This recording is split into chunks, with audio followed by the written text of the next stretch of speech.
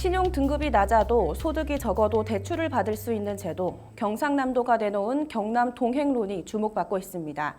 금융 사각지대에 놓인 도민들을 위한 이른바 따뜻한 대출이라는 평가와 함께 과연 이 제도가 실효성을 갖고 안정적으로 운영될 수 있을지 우려의 시선도 존재하는데요.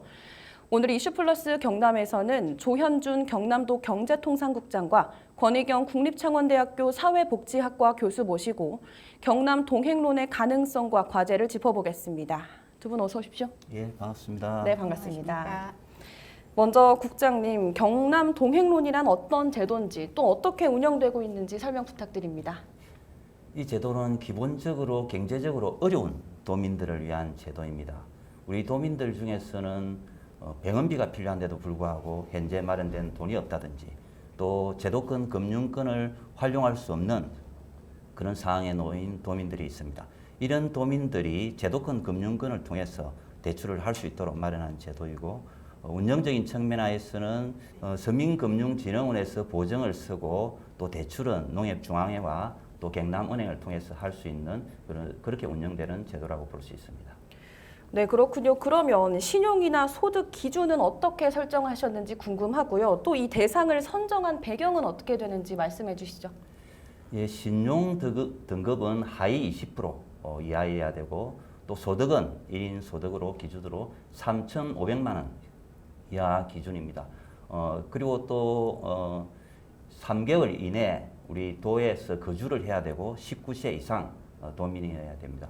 이런 분들은 우리가 기준으로 봤을 때 서민이라고 할 수 있습니다. 이런 분들이 제도권 금융을 활용할 수 있도록 그렇지 않으면 불법 사금융에 노출될 가능성이 가장 높은 분들이기 때문에 제도권 금융권을 활용할 수 있도록 하는 제도로서 이렇게 마련한 내용이 되겠습니다. 네, 국장님, 이게 언제부터 기획이 된 정책인지 준비 과정에서의 비하인드 이야기는 있는지도 궁금한데요. 예, 지사님께서 지난해 8월 달에 창원에 있는 이동 노동자 쉼터를 방문했었습니다.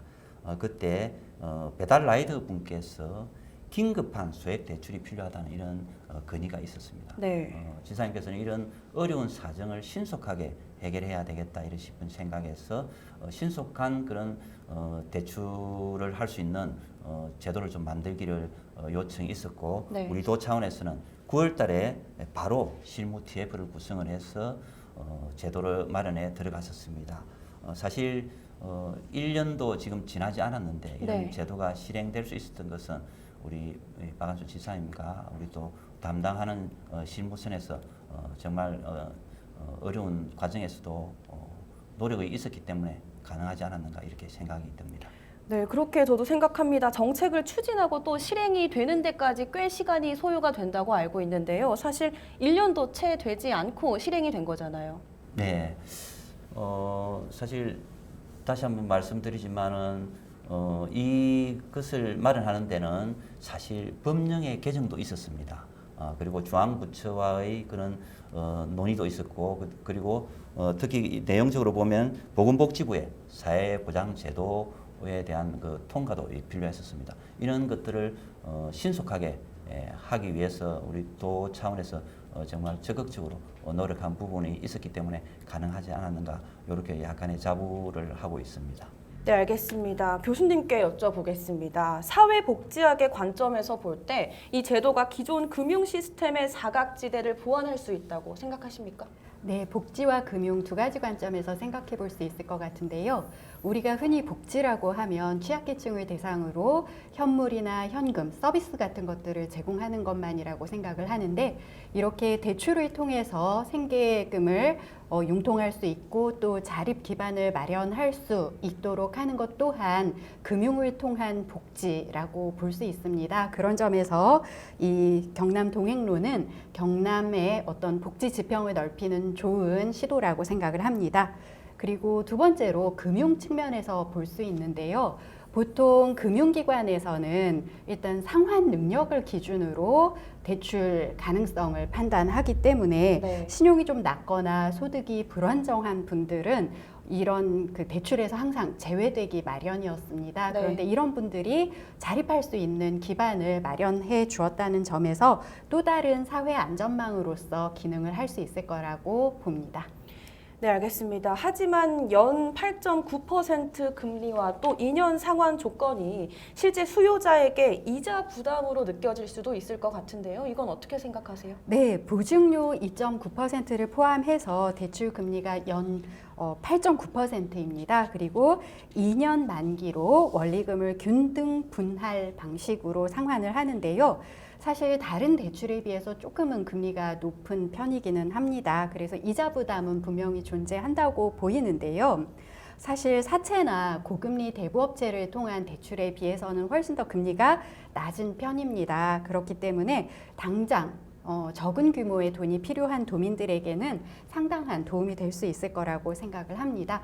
다만 앞으로 좀 더 금리를 낮출 수 있을지에 대해서는 분명히 고민을 해보아야 할 것 같습니다.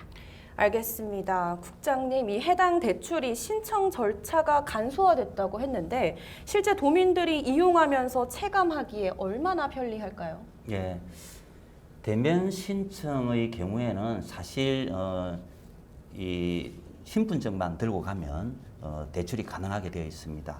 은행 창구에서 보증과 대출을 한꺼번에 이렇게 신청을 할 수 있고 또 별도 서류 제출 없이도 신용이라든지 거주기간 등을 자동으로 확인할 수 있게 되어 있습니다.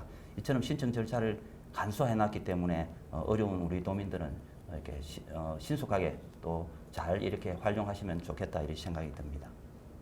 알겠습니다. 이 제도에 연간 2만 명이 지원을 하고요. 또 100억 원 예산이 투입된다고 들었습니다.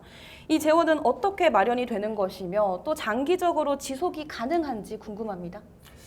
예, 우리 자금은 도 그리고 시군 그리고 은행권에서 이렇게 좀 마련을 했습니다. 우리 도 예산이 한 20억 정도 들고 각종 예산을 포함해서 100억 원 정도의 대출이 가능할 것으로 보입니다. 재원 마련을 위해서 우리 도에서는 도의회 또 설득이 있었고 또 시군과의 설득 그리고 또 금융권과의 협의도 통해서 이렇게 마련했습니다. 이 대출은 3년간 지속이 될 것인데 우리 도하고 시군하고 그리고 금융권과 MOU를 3년간 하기로 해서 맺어 있습니다. 안정적으로 공급이 될 것으로 이렇게 예상이 됩니다. 네, 이렇게 금융 사각지대에 놓인 분들께는 참 좋은 상품이 될 텐데요. 하지만 여전히 연체 중이거나 무소득인 사람은 대출 대상자에서 제외가 됩니다. 이런 제한이 오히려 고위험층을 더 소외시키는 건 아닌지 이런 우려의 목소리도 있습니다. 어떻게 생각하십니까? 네, 그럴 가능성도 없지는 않습니다. 이 제도의 자격 특성상 장기적인 실직자들이라든지 또는 취업 준비 중인 청년들은 제외될 가능성도 있는데요. 사실 이게 공공대출 제도이기 때문에 어느 네. 정도 신용 제한이 있을 수밖에 없는 거는 좀 감안을 해야 할 것 같습니다. 그리고 8월에는 좀 더 신용 등급이 낮거나 또는 연체자, 소득이 없는 분들을 대상으로 하는 대출 상품도 출시가 된다고 들었거든요. 그럼 우리가 첫 술에 배부를 수는 없으니 네. 좀 차근차근 기다려보면 되지 않을까 합니다. 교수님, 현재 경남도에는 다양한 복지 정책이 존재합니다. 최근에 근데 이러한 제도를 평가할 때 이게 복지인가 포퓰리즘인가 하는 목소리도 있는데요. 이건 어떻게 생각하세요? 네, 사실 경남은 지역도 넓고 도시, 농촌, 어촌이 다 분포해 있습니다. 그러면서 고령화는 빨리 진행되고 있고 인구는 줄어들고 있고 이래서 시 단위의 광역 지자체에 비해서 일관성 있거나 또는 집중적인 복지 정책을 펼치기가 사실 굉장히 어려운 환경입니다. 네. 그럼에도 불구하고 지금 동행론이 도민의 요구에 부응해서 만들어진 것처럼 보호자 없는 병원이라든지 또는 노동자 작업복 세탁 같은 어떤 그 독자적인 복지 사업들을 많이 발굴해서 추진하고 있습니다. 이런 점에서 경남도가 굉장히 노력하고 있다라는 점에서 저는 일단 좀 칭찬을 해드리고 싶고요. 그다음에 조금 전에 이제 복지냐 포퓰리즘이냐라고 질문을 하셨는데 사실 저는 그거를 딱 이분법적으로 구분하기는 어렵다고 봅니다. 네. 누군가에게는 복지이지만 또 다른 누가 보기에는 포퓰리즘에 의거한 정책일 수도 있거든요. 그래서 이거를 이렇게 어떤 편협한 시각에서 보기보다는 좀 더 열린 마음으로 그리고 상대적인 관점에서 우리가 어려운 도민이 있다면 그분들을 위한 새로운 복지 정책을 만들고 사업을 시행하는 것 이런 쪽으로 좀 생각을 해주시면 좋을 것 같습니다. 그리고 이 동행론이 지금 시작이잖아요. 그래서 잘 되면 금융위원회에서 다른 지자체에도 좀 더 적극적으로 운영을 권장할 수 있다고 하니까 좀 더 기대하는 마음으로 기다려주면 좋겠습니다. 알겠습니다. 또 최근에는 금융과 또 고용 복지를 연계한 종합 지원 모델이 필요하다는 목소리도 있지 않습니까? 네.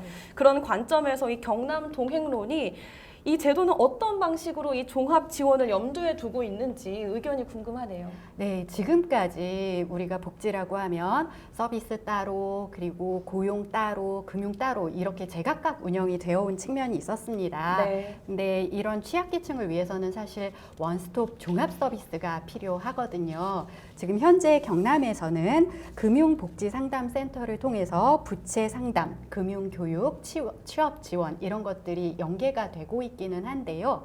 앞으로는 이런 것들을 사실 센터가 단독으로 다 하기는 어렵거든요. 네. 그래서 도내에 있는 다양한 복지 기관들이랑 좀 더 협업하고 연계해서 종합적이고 그리고 광폭의 서비스가 제공될 수 있을 거라고 기대를 해봅니다.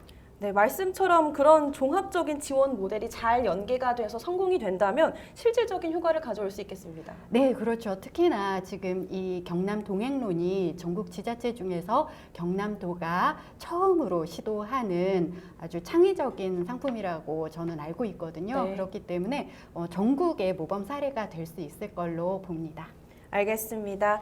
또 방금 말씀하셨지만 8월 중에 연체자를 위한 상품 출시도 예정이 되어 있다고 하는데요. 기존 상품과 어떤 점에서 차별점이 있는지 의견 좀 듣고 싶습니다.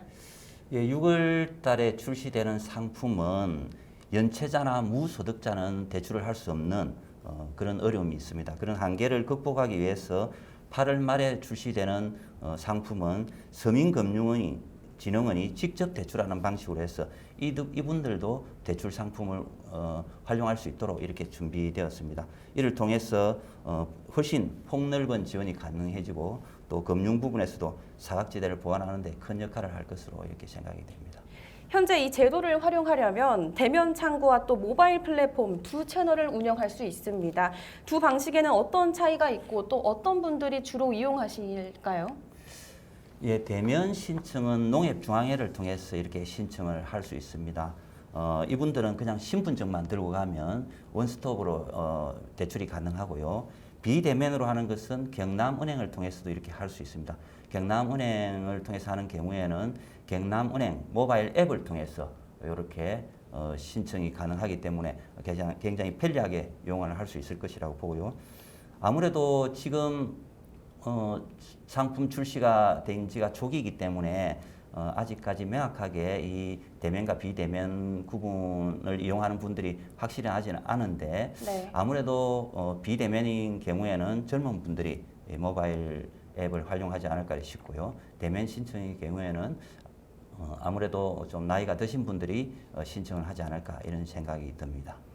네, 알겠습니다. 이 제도가 지속적으로 운영이 되면서 어려운 도민들에게 희망이 되어야 할 텐데요.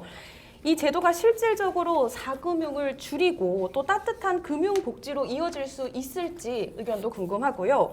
반대로 또 다른 금융 사각지대로 이어지게 될지 이 두 측면 얘기 듣고 싶습니다. 네, 저는 이 경남 동행론이 포용금융의 출발선이 될 수 있는 충분한 가능성이 있다고 생각합니다.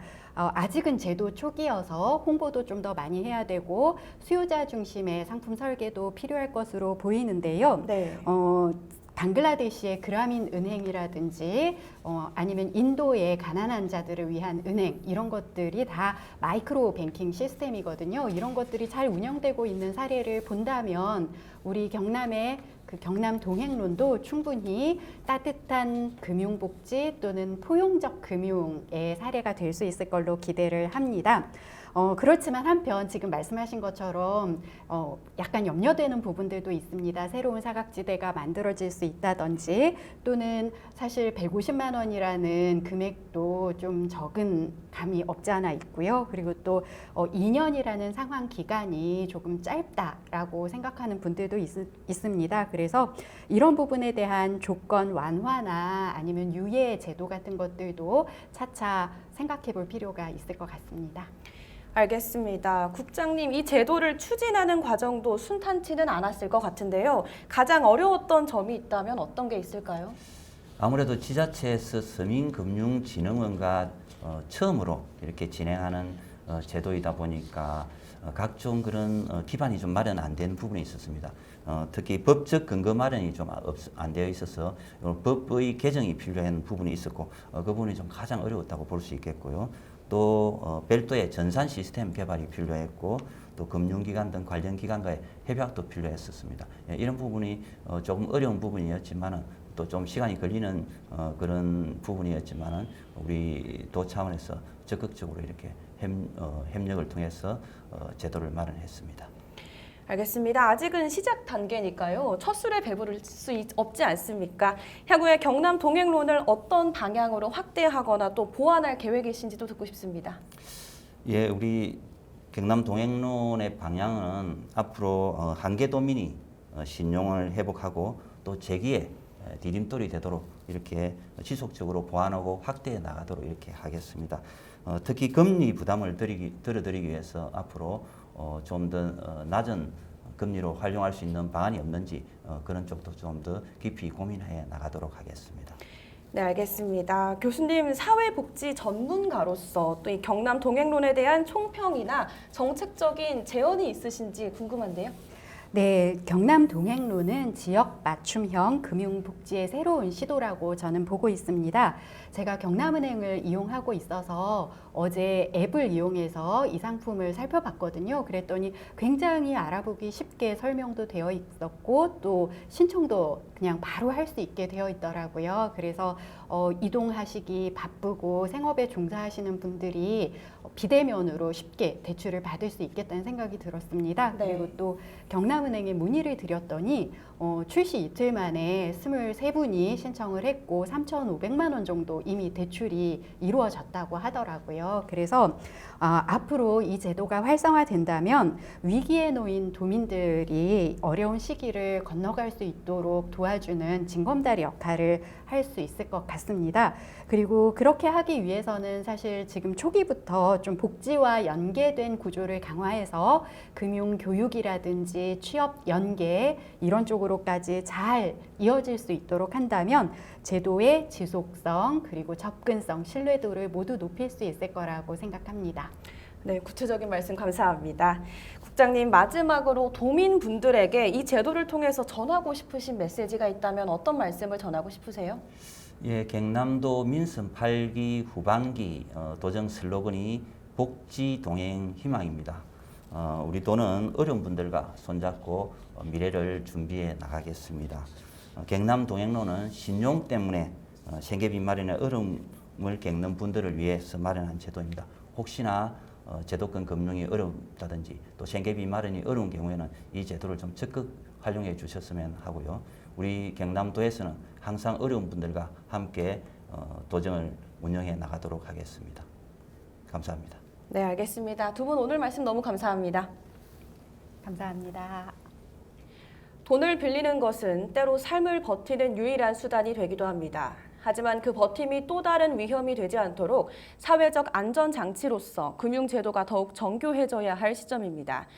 경남 동행론이 단순한 대출을 넘어 진짜 동행이 되는 정책으로 자리 잡길 바라면서 오늘 이슈플러스 경남은 여기서 인사드립니다. 시청해주신 여러분 고맙습니다.